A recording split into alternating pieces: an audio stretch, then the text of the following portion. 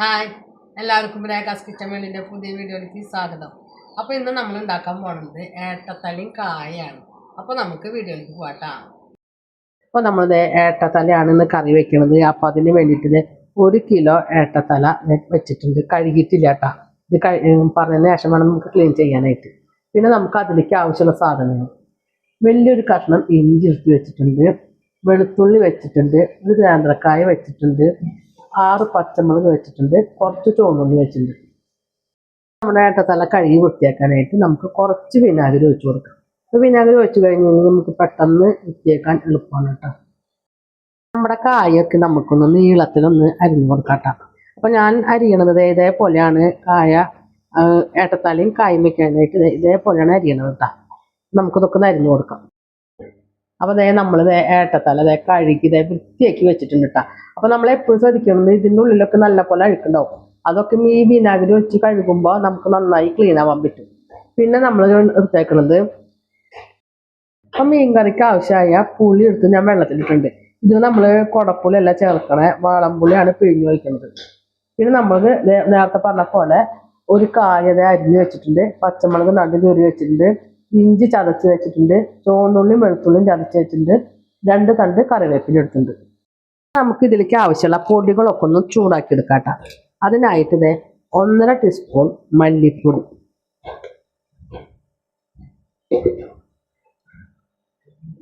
2 teaspoon സാദാ മുളക് പൊടി,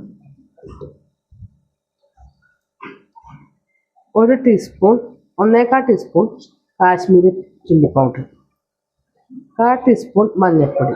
ഇത് നമുക്ക് നല്ല പോലെ ഒന്ന് ചൂടാക്കി എടുക്കാം. നമ്മുടെ പൊടികളൊക്കെ നല്ല പോലെ ചൂടായിട്ടുണ്ട് കേട്ടോ. അപ്പോൾ നമ്മളിത് കറി വെക്കാനായിട്ട് ഒരു ഉരുളിയിലേക്ക് നമ്മുടെ ഏട്ടത്തല പകർത്തി കൊടുക്കാം. അതിൻ്റെ ഒപ്പം തന്നെ നമുക്ക് കായും ഇഞ്ചിയും പച്ചമുളക് ചതച്ചതും എല്ലാതും ഒരേപോലെ തന്നെ ഇട്ട് കൊടുക്കാം. പിന്നെ നമുക്ക് അതിലേക്ക് പൊടികളും കൂടി ചേർത്ത് കൊടുക്കാം കേട്ടോ. അതിൻ്റെ ഒപ്പം തന്നെ കുറച്ച് ഉപ്പിട്ട് കൊടുത്തിട്ടുണ്ട്. ഇതിൽ നമ്മൾ ഒപ്പം പുളി ചേർക്കില്ല കേട്ടോ. കായ വെന്തതിന് ശേഷം വേണം നമുക്ക് പുളി ചേർക്കാം. നമ്മൾ ചെയ്യുന്നത് കുറച്ച് വെളിച്ചെണ്ണയും കൂടി നമ്മൾ ഇതിൻ്റെ മുകളിൽ ഒഴിച്ചു കൊടുക്കുന്നുണ്ട്. എന്നിട്ട് നമുക്ക് ഇത് കൈ കൊണ്ട് നന്നായി നമുക്ക് നല്ല പോലെ മിക്സ് ചെയ്ത് കൊടുക്കാം കേട്ടോ. നമ്മളിത് എല്ലാ മുളകൊക്കെ നമ്മൾ ഇതിലേക്ക് കൂട്ടി പറ്റിയിട്ടുണ്ട്. അതിന് ശേഷം നമ്മളിത് ഇതേപോലെ കൈ കൊണ്ട് നന്നായി പൊത്തി വെച്ച് ഒരു അരമണിക്കൂറോളം നമുക്ക് റെസ്റ്റ് ചെയ്യാൻ വയ്ക്കാം. നമ്മൾ അരമണിക്കൂറോളം കഴിഞ്ഞിട്ടുണ്ട്. അപ്പോൾ നമുക്ക് മൂടിയൊക്കെ തുറന്ന് നോക്കി. അപ്പോൾ നമുക്ക് ഇതിലേക്ക് ഇനി ആവശ്യത്തിന് വെള്ളമൊക്കെ ചേർത്ത് നമുക്കിത് വേവിക്കാൻ വെക്കാം കേട്ടോ. അതേ വെള്ളം കുറേശ്ശെ ഒഴിച്ചു കൊടുത്തിട്ട് നമ്മളൊന്ന് ഇളക്കി കൊടുക്കണം. അപ്പോൾ കൈ കൊണ്ട് ഇളക്കാൻ ബുദ്ധിമുട്ടാണ്, കാരണം ഇതിലെല്ലാം തന്നെ എൻ്റെ കയ്യിൽ കൊണ്ടു. അപ്പോൾ അതിങ്ങനെ ഇളക്കി ഒന്ന് കൊടുത്താൽ മതി. നമ്മൾ കറിക്ക് ആവശ്യത്തിനുള്ള വെള്ളമൊക്കെ ചേർത്ത് കൊടുത്തിട്ടുണ്ട്. നമുക്ക് സ്റ്റൗവൊക്കെ കത്തിച്ച് നമുക്ക് മീഡിയം തീയിൽ വേണം ഇത് വേവിക്കാനായിട്ട്. മൂടിയിട്ട് കൊടുക്കാം. നമുക്ക് മൂടിയൊക്കെ ഒന്ന് തുറന്ന് നോക്കാം കേട്ടോ. മൂടി തുറന്നതിന് ശേഷം നമുക്കൊന്ന് ഇളക്കി കൊടുക്കാം. എന്നിട്ട് നമ്മുടെ കായ വെന്തോന്ന് നോക്കാം കേട്ടോ. കായ വെന്തതിന് ശേഷം വേണം നമുക്ക് പുളി ചേർത്ത് കൊടുക്കാനായിട്ട്. അതുകൊണ്ടാണ് കായ വെന്തോന്ന് നോക്കുന്നത്. അപ്പോൾ കായൊക്കെ എടുത്ത് നമുക്ക് വെന്തോ നോക്കാം. അപ്പോൾ കായ വേവായിട്ടില്ല, കുറച്ചുകൂടി ഉണ്ട്. നമുക്ക് വീണ്ടും തുറന്ന് നോക്കിയിട്ട് കായ വെന്തോന്ന് നോക്കാം കേട്ടോ.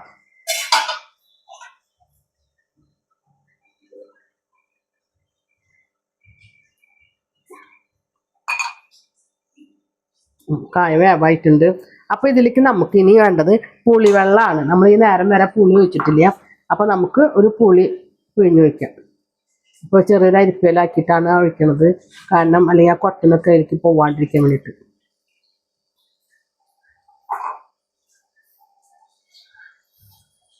അപ്പോൾ നമ്മൾ പുളിയൊക്കെ ഒഴിച്ച് കൊടുത്തിട്ടുണ്ട്. പുളി ഒഴിച്ചതിന് ശേഷം നമ്മൾ ഒന്നും കൂടി ഒന്ന് ഇളക്കി കൊടുക്കണം. തിളച്ചതിന് ശേഷം നമുക്ക് ഉപ്പുണ്ടോ എന്നൊക്കെ നോക്കാം. അതിലൊക്കെ ഉപ്പുണ്ടോ പുളി ഉണ്ടോ എന്നൊക്കെ ഒന്ന് നോക്കാം കേട്ടോ നമുക്ക്. അപ്പോൾ നമ്മുടെ കൂട്ടാനിൽ ഉപ്പും പുളിയൊക്കെ ഉണ്ടോ എന്നൊന്ന് നോക്കട്ടെ കേട്ടോ. അതിന് ശേഷം നമുക്ക് വീണ്ടും തിരിച്ച് നമ്മുടെ കൂട്ടാനിൽ ഉപ്പും പുളിയൊക്കെ ഉണ്ട് കേട്ടോ. അപ്പോൾ നമുക്കൊരു 2 മിനിറ്റ് കൂടി കഴിയുമ്പോൾ സ്റ്റൗവൊക്കെ ഓഫാക്കി കൊടുക്കാം.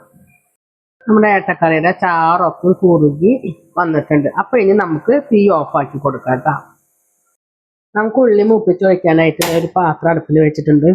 അപ്പൊ പാത്രമൊക്കെ നന്നായി ചൂടായിട്ടുള്ള കേട്ടോ. അപ്പൊ നമുക്കത് കുറച്ച് വെളിച്ചെണ്ണ ഒഴിച്ചു കൊടുക്കാം. നമ്മള് വെളിച്ചെണ്ണ എത്ര ഒഴിച്ചു കൊടുക്കണോ അപ്പോഴാണ് നമ്മുടെ കറിക്ക് സ്വാദ് കൂടി. ആ വെളിച്ചെണ്ണ ചൂടായിട്ടുണ്ട്. ഇനി അതിലേക്ക് നമുക്ക് ഉള്ളി ഇട്ട് കൊടുക്കാം. അതിൻ്റെ ഒപ്പം തന്നെ ഒരു തണ്ട് കറിവേപ്പില ഇട്ട് കൊടുത്തിട്ടുണ്ട്. 1 ടീസ്പൂൺ ഉലുവയും കൂടി നമ്മൾ ചേർത്ത് കൊടുക്കുന്നുണ്ട്. അപ്പോൾ കറിക്ക് ഒരു കൊഴുപ്പ് കിട്ടാൻ വേണ്ടിയിട്ടാണ് കേട്ടോ. നമുക്ക് കറിയിലേക്ക് ഉപ്പ് കുറവാണ്, കൂട്ടാൻ പറ്റി നമ്മുടെ അപ്പം ഉപ്പിടാൻ പറ്റിയില്ലെങ്കിൽ ഉള്ളി കാച്ചണ കൂട്ടാനില്ലേ, അപ്പം നമുക്ക് ഈ സമയത്ത് കുറച്ച് ഇതിൻ്റെ ഒപ്പം ഉപ്പിട്ട് കൊടുത്താൽ നമുക്ക് കറിയിൽ കറക്റ്റ് ഉപ്പ് വരും കേട്ടോ. അതായത് നമ്മുടെ ഉള്ളിയൊക്കെ മൂത്ത് തുടങ്ങിയിട്ടുണ്ട് കേട്ടോ. കുറച്ചും കൂടി ബ്രൗൺ കളർ വരണം. നമ്മുടെ ഉള്ളിയൊക്കെ നല്ലപോലെ മൂത്തിട്ടുണ്ട് കേട്ടോ. അപ്പം നമുക്ക് ഇനി സ്റ്റവ് ഒക്കെ ഓഫ് ആക്കാം. ഇനി നമുക്കത് നമ്മുടെ കറിയിലേക്ക് ഒഴിച്ച് കൊടുക്കാം കേട്ടോ.